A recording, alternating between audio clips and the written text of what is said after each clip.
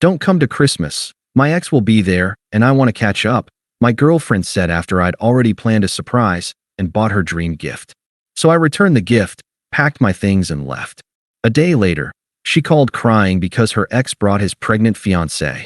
Hey viewers, before we move on to the video, please make sure to subscribe to the channel and hit the like button if you want to see more stories like this. Thanks. The little blue box felt like a lodestone in my jacket pocket, a heavy, happy secret. For 3 months, it had been my compass point. Every time Sarah had scrolled past that jeweler's Instagram post last September, sighing, God, that Art Deco setting is literally my dream, I'd made a mental note. Every time we'd passed the store window in the city and she'd paused, just for a second, I clocked it. The necklace wasn't just a gift, it was a symbol, proof that I listened, that I remembered. It was also the centerpiece of my grand Christmas surprise. Sarah had flown home to her family in Colorado a week early, stressed about finalizing some big project for her marketing firm. I'll just be buried in my old bedroom, she'd said, kissing me goodbye at the airport. It'll be a working holiday until you get here. Christmas Eve will be our real start. Our plan was simple. I'd fly in on the 24th, spend Christmas Day with her huge, noisy family, and then we'd have 2 days alone at a cozy mountain cabin I'd booked before driving back together. But the surprise, my surprise, was that I wasn't coming on the 24th. I was coming on the 23rd. I'd changed my flight, used a chunk of the bonus I'd been quietly saving, and was going to show up at her family's door a full day early, necklace in hand, to sweep her away for a private, romantic evening before the family chaos. I was packing my carry-on when her text came through. It was December 22nd. I was leaving in 12 hours. The phone buzzed on the bed beside my half-folded sweater. I saw her name and smiled, expecting a frantic emoji-filled message about her mom's cooking or her sister's kids. Sarah, 4:18 p.m. Hey, so change of plans for tomorrow. My smile didn't falter. She has no idea, I thought. Sarah, 4:19 p.m., don't come for Christmas Eve. The words were like a short, sharp jab to the diaphragm. The air left my lungs. I stared at the screen, waiting for the punchline, the follow-up. Just kidding. Get here sooner. Nothing. Sarah, 4:20 p.m. Mark is going to be here with his family, and honestly, I just want a chance to catch up with him without it being weird. It's been years. We'll do our thing after New Year's, okay? Thanks for understanding. I read it. Then I read it again. Then a third time, my eyes snagging on the phrases like hooks. Don't come. Mark. Without it being weird. Thanks for understanding. Mark. Her college boyfriend. The one with the trust fund and the condescending smile in every photo. The one who got away. A phrase she'd only ever used once, drunk, and immediately tried to take back.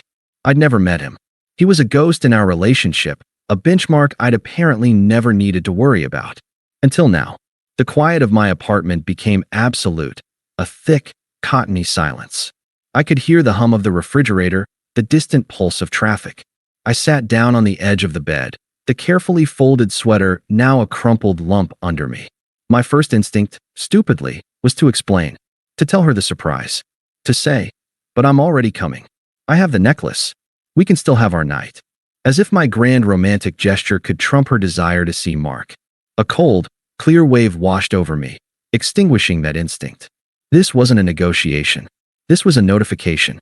She had uninvited me from Christmas to make room for a ghost. And she'd done it via text, the day before.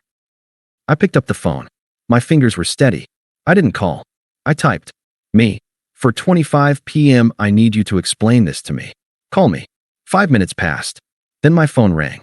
Her face flashed on the screen, a picture I'd taken of her laughing in sunlight. It felt like a relic from a different life. I answered. Hey. Hey, she said. Her voice was light, slightly impatient. There was noise in the background, family noise. Dishes clattering, a kid yelling.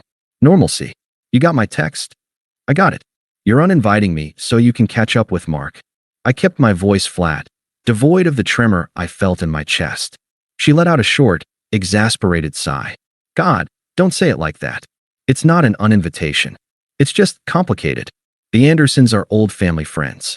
He's in town, he's going through some stuff, and I just need to be there for him as a friend. You being here would make it tense.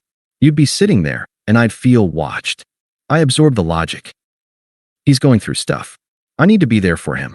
At Christmas, in her family home, my presence would be an obstacle to her support of another man. You need to be there for him, I repeated slowly. At Christmas. And I'm what in the way? See, this is why I didn't want to get into it.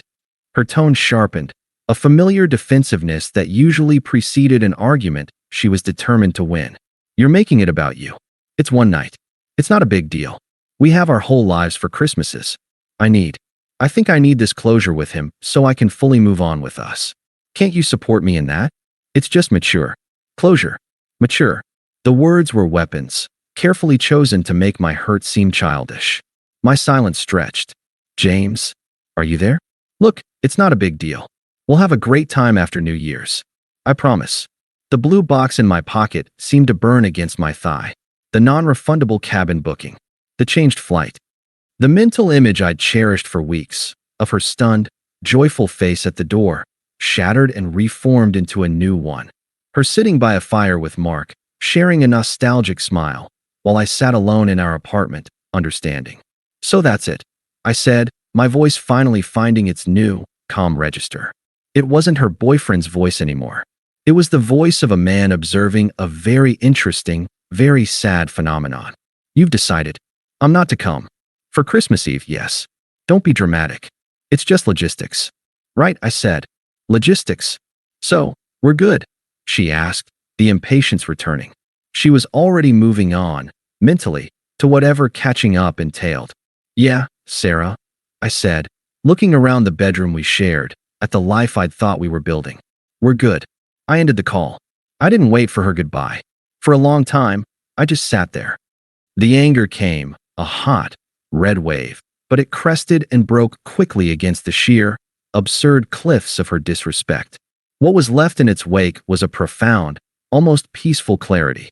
The how could she questions dissolved. She could. She did. The why was irrelevant. The only relevant fact was the action itself. She had chosen the possibility of Mark over the certainty of me, on one of the most significant nights of the year, and she had done it with the casual cruelty of someone canceling a haircut. I stood up. The first move was mechanical. I opened my laptop, navigated to the airline's website, and canceled my flight. The credit would go to my account. For a future trip. A solo one.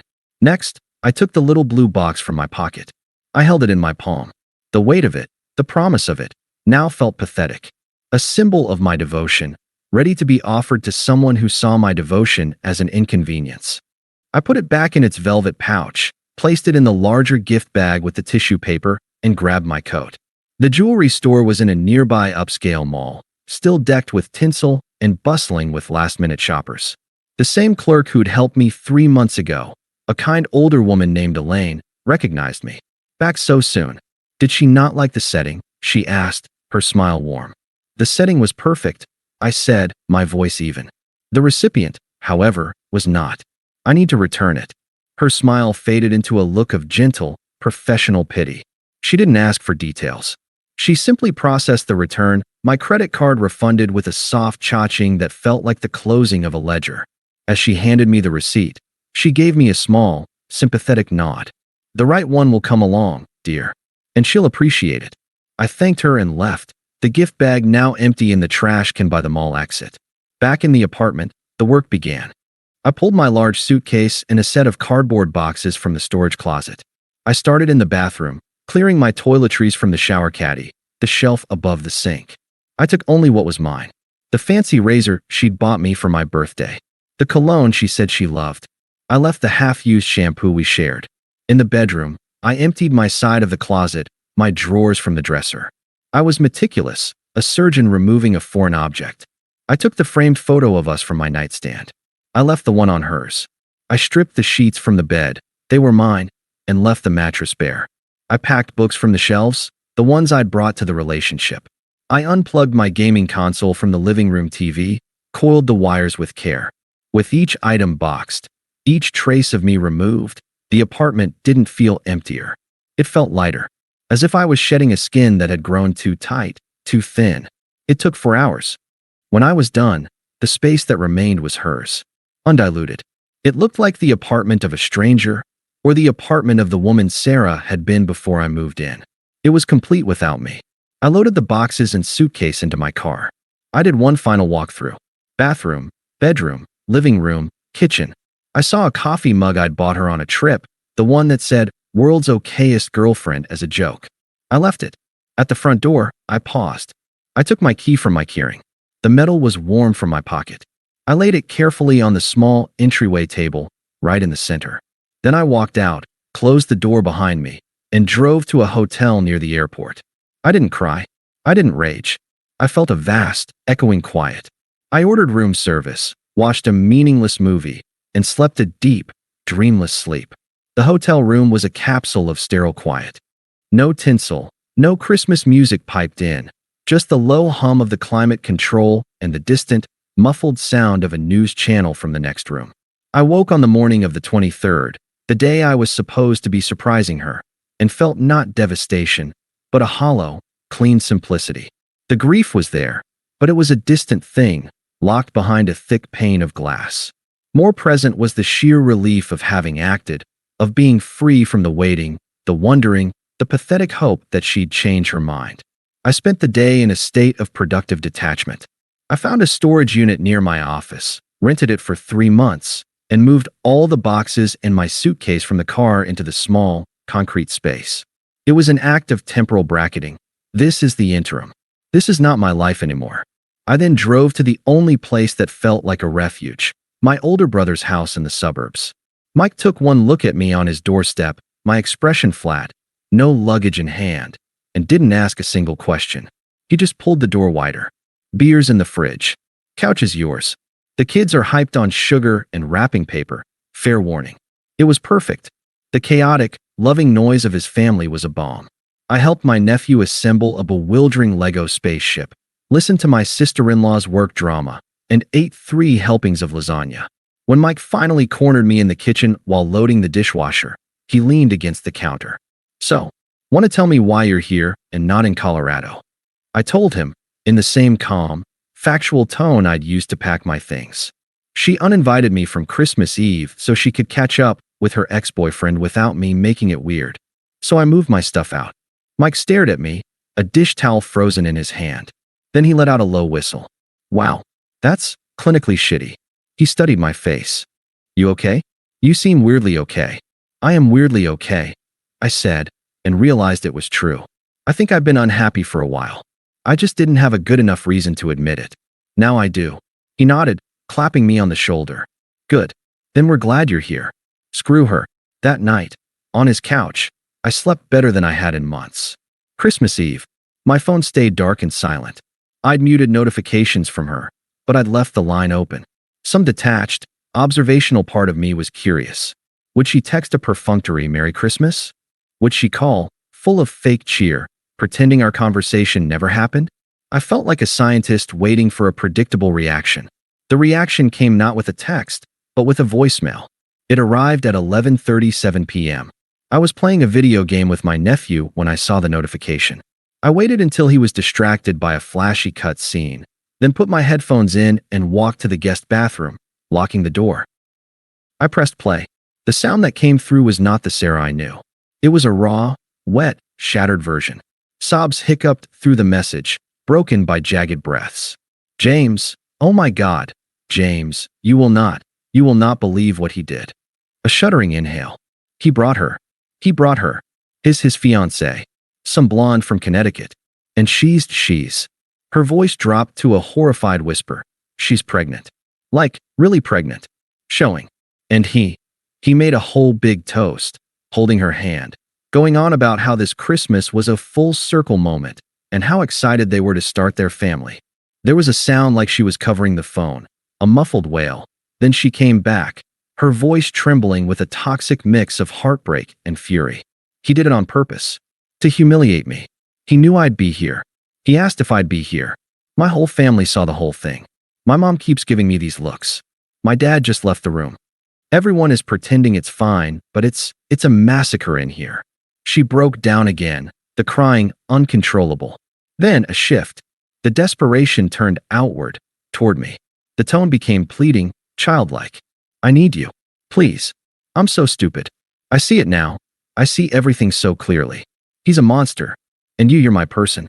Please, can you just call me back? Just talk to me. Tell me it's going to be okay. I've never needed you more than I need you right now. Please, James." The message ended. I listened to it twice.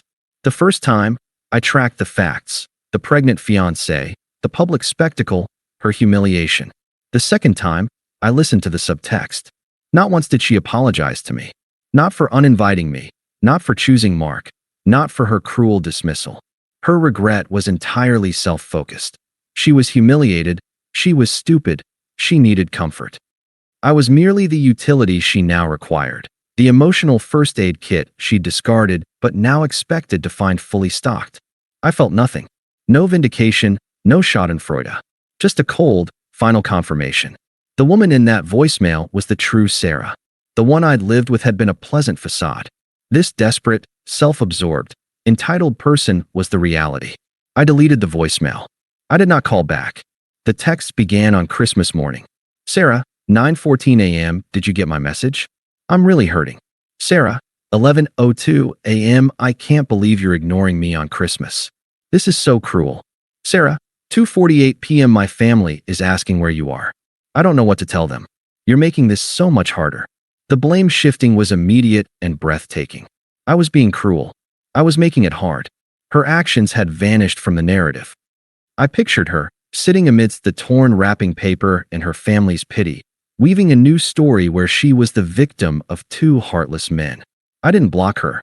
I watched the story unfold in real time, like scrolling through a tragic, poorly written blog. The climax of Act 2 came late, on the 26th. "Sarah, 10:17 p.m., so that's it? You're just going to ghost me after 4 years? I'm sitting here devastated and you're being so cold. This is so like you to run away when things get emotionally difficult. To just shut down. Mark was right about you. He said you were passive and wouldn't fight for anything. I guess he saw it too. There it was. The mask, fully off. The anger, the lashing out, the direct quote from the enemy camp. Mark was right about you." The sentence hung in the digital air, toxic and revealing. It confirmed everything. They hadn't just caught up. They dissected our relationship. My character had been a topic of conversation between them. She had sat there and listened to her ex-boyfriend critique me, and she had stored his assessment away to use as a weapon now. A strange sense of peace settled over me. This was the gift. This text was the final, definitive release. She had shown me the last, hidden corner of her disrespect. There was nothing left to see. My fingers hovered over the screen. This was the moment for the final response. It needed no anger, no lengthy rebuttal. It needed to be a simple, factual statement of the new reality. A mirror held up to her own words. I typed 3 sentences. I read them over. They were perfect in their calm, utter finality. They contained no emotion, no sympathy, no hook for a reply. They were a door closing, a book being shelved. I pressed send. Me. 10:23 p.m. I listened to your messages. What happened with Mark sounds like it was exactly what you asked for, a chance to catch up. You got it. I've moved on. Don't contact me again. Then, and only then, I blocked her number. I went to the living room, where Mike was watching a basketball game. "You look lighter," he grunted, not taking his eyes off the screen. "I am," I said, and I meant it. The cord was cut. The silence that followed wasn't waiting. It was just silence, and it belonged entirely to me. The silence after sending that text wasn't empty. It was full, thick with a peace I hadn't known in years. It was the sound of a constant, low-grade alarm finally being switched off. I stayed at Mike's for a week, a ghost in the cheerful chaos of his post-holiday household, slowly reassembling myself. The first thing I did was find a new apartment, a modern, compact one-bedroom downtown with a view of the river and no memories in the walls. It felt less like a home and more like a command center for a new life. I liked it that way. I threw myself into work. The project I'd been coasting on, the one I'd deprioritized to plan the Christmas surprise, suddenly had my full, furious focus. I was the first in the office, the last to leave. My boss, a perceptive woman named Clara, called me into her office in mid-January. "I don't know what you've done with the easygoing James from Q4, she said, steepling her fingers, "but I'd like to keep this version. The Henderson proposal was exceptional. I'm putting you forward to lead the new Aerospace Division liaison team. It's a significant promotion, and it requires a trip to their headquarters in Seattle next month. You interested?" A promotion. Travel. A reason to be in the office past dark. It was a lifeline thrown to a man who was already swimming, but I grabbed it with both hands. Absolutely, I said and meant it. The messages from Sarah didn't stop with the block. They just changed channels. A week after New Year's, my screen lit up with a call from Lisa, Sarah's mom. I stared at it. Lisa had always been sweet to me, if a bit overbearing. I felt a pang of obligation, then remembered the voicemail. My mom keeps giving me these looks, and let it go to voicemail. James, honey, it's Lisa. Her voice was saccharine with concern. We're all just so worried about you two. Sarah's a mess, sweetheart. Just a wreck. I know she made a silly mistake, but what's love without forgiveness? She needs you. This is when you stick by your woman. Give her a call, okay? Let's fix this. A silly mistake. The phrase was like a key, unlocking a door to a whole hallway of toxic perspectives. This was the ecosystem that had created Sarah. I deleted it. Then came the flying monkey I dreaded most. Mia, Sarah's best friend.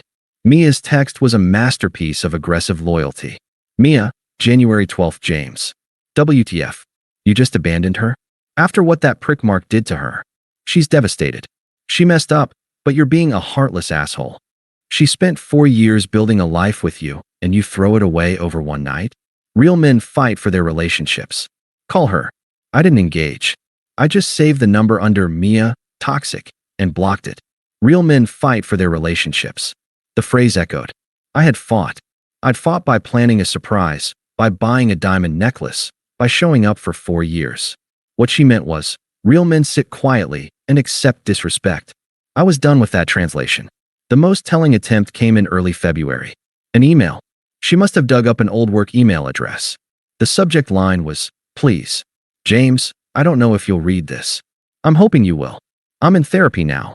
My therapist says I have a pattern of self-sabotage when I'm close to real happiness. She says what I did was a manifestation of deep-seated insecurity, not a reflection of my feelings for you. I see that now. I threw away the best thing I ever had because I was scared of how much I loved you. Isn't that tragic? Mark is a hollow man. What he did confirmed everything you probably think of him, but it also showed me the stark contrast. Your solidity, your kindness, your quiet strength. I was too blind to see its value until I was surrounded by his flashy nothingness. I am not asking for you back right now. I am just asking for a conversation, a chance to apologize to your face. For closure, for both of us. You owe yourself that, don't you? To not let something that was so beautiful end with a text? Please, James. Sarah, it was a better performance. It used the right words. Therapy, self-sabotage, solidity, closure. It even attempted a logical trap. You owe yourself that. But the core refrain was the same. I. My feelings, my therapy, my closure. My role was to provide an audience for her redemption arc. I didn't reply. I created a filter that sent any email from her domain straight to the trash. The act felt surgical, clean. My own closure didn't come from a conversation with her. It came from the new rhythms of my life. It came from the quiet satisfaction of a clean apartment.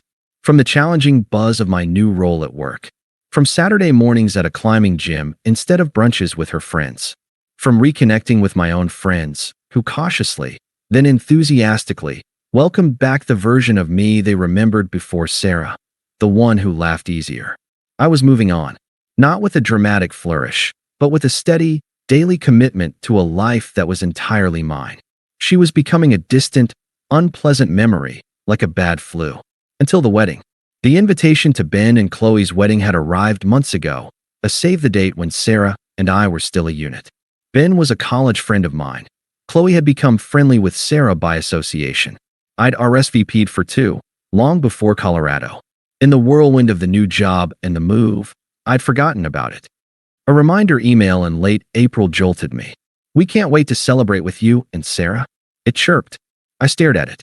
This was the first real-world collision. The public test. I could not go. That would be the easiest, cleanest thing. But something in me rebelled against the idea of hiding. Hiding was what I did when I was with her, making myself smaller to accommodate her moods, her social wants. I wasn't that man anymore. I wrote back to Qley, a short, gracious note explaining that Sarah and I were no longer together, that I wished them all the joy in the world, and that I would completely understand if a +1 was no longer feasible. I offered to bow out. Qley's call was immediate. James, oh my God, are you okay? Of course you're still coming. Ben would be devastated. Please come. It'll be good for you. So I went. I bought a new, better-fitting suit. I went alone. The wedding was at a vineyard an hour north of the city. It was a perfect May evening. As I walked into the cocktail hour on the terrace, a flute of champagne in my hand, I saw her. She was standing with Mia and a few others from her periphery. She was thinner. Her laugh at something Mia said was too loud, too sharp. She was wearing a dress I recognized, one she'd bought for a wedding last year, when she'd spent the entire car ride home criticizing the bride's choices. Her eyes scanned the crowd, restless. They landed on me. The look on her face was a quickly shifting slide. Shock, a flash of hope, then a hardening into performative hurt. She whispered something to Mia, who glared in my direction. I gave a small, neutral nod and turned to find Ben, clapping him on the back, genuinely happy for my friend. I thought that might be it. Acknowledgement. I could avoid her all night. I was wrong. She cornered me by the stone wall overlooking the vineyards, as the sun began to dip below the hills. She'd clearly been working up to it, fueled by Pinot Grigio. James. Her voice was soft, tremulous. The therapy voice. Sarah, I said, my tone polite, the way you'd address a colleague you barely know. You look good. She said it like an accusation. Thank you. You look well. A harmless, social lie. The pleasantries evaporated. She took a step closer, her eyes searching mine for the hurt, the anger, the love, anything to hook into. She found nothing but a calm, polite distance. It unnerved her. I got your text, she said, the tremble becoming more pronounced. That was so cold, James. After everything. You just dismissed me. I took a sip of champagne. I stated a fact. There was nothing left to discuss. Nothing left to discuss? A flash of the old anger quickly reigned in. We were together for 4 years. We talked about marriage. You just walked away without a fight. You made your choice perfectly clear, I said, my voice still even. I respected it. I removed myself from the situation you wanted. That wasn't the situation I wanted. Her whisper was fierce. I wanted closure with the past, so I could be fully present with you. You didn't understand. I understood, I said, finally meeting her eyes directly. You wanted to explore an option with Mark, free of the complication of my presence. I understood, and I obliged. There's no confusion here, Sarah. The blunt, unvarnished truth of it, stated without malice, took the wind out of her. Her eyes filled with theatrical tears. He used me. He humiliated me. My whole family saw. I've never been so alone. I waited. She was waiting for me to say, I'm sorry that happened to you. To offer the comfort she demanded in the voicemail. I said nothing. The silence stretched, becoming heavy, awkward. Her tears dried up, frustrated. So that's it, she finally asked, her voice small. You feel nothing? After all we had. This was the moment. The final response wasn't in a text. It was here, in person, with the golden light of a setting sun casting long shadows. I feel, I said, choosing my words with the same care I used in my new job, that the person I was committed to no longer exists. The choices you made revealed her. I'm more than that person. Now I'm building a life that doesn't include the memory of her, or the consequences of her choices. What you feel, or what you need, isn't a currency I deal in anymore. She blinked, the clinical phrasing leaving her flustered. Currency? What does that mean? I'm not a transaction. It means, I said, my tone finally warming with a faint, unshakable amusement, that you're asking me to invest emotional energy in a venture that already bankrupted me once. I've closed that account. I'm focused on profitable ventures now. I saw the comprehension dawn, and with it, a final, desperate spite. Profitable? Like your little promotion? Mia told me. You think that makes you happy? You're just hiding in your work. You're alone. At that moment, Clara, my boss, walked over, seamlessly inserting herself into the circle. She placed a hand lightly on my arm, a gesture of casual, professional fondness. James, sorry to interrupt. The Henderson team lead just arrived. He's eager to meet you before Monday. Do you have a moment? I smiled, a genuine, easy smile. Of course. I turned back to Sarah. Her face was pale, her eyes wide, taking in Clara's confident presence, the mention of the prestigious client, The easy way I inhabited a world she knew nothing about. "If you'll excuse me," I said, my voice the epitome of polite finality. I didn't look back as I walked away with Clara. I didn't need to. I had seen it in Sarah's eyes, the dawning, horrifying realization that her worst fear had come true. She was irrelevant. The story she'd been telling herself, of my pining, of my hidden hurt, of a love she could salvage, was a fiction. I wasn't hiding in my work. I was thriving. I wasn't alone. I was surrounded by respect and new possibilities. And the man she had discarded wasn't broken. He was simply gone, replaced by someone calmer, stronger, and utterly uninterested in the wreckage she'd left behind. The band started playing inside. The smell of dinner wafted through the air. I shook the hand of the important client, my mind fully engaged in the promising future. Somewhere behind me, in the gathering twilight, a ghost from my past was finally fading away, and I didn't spare a single thought to watch her go. Thanks for watching. Make sure to subscribe to the channel and hit the like button. What do you think about this story? Share it in the comments.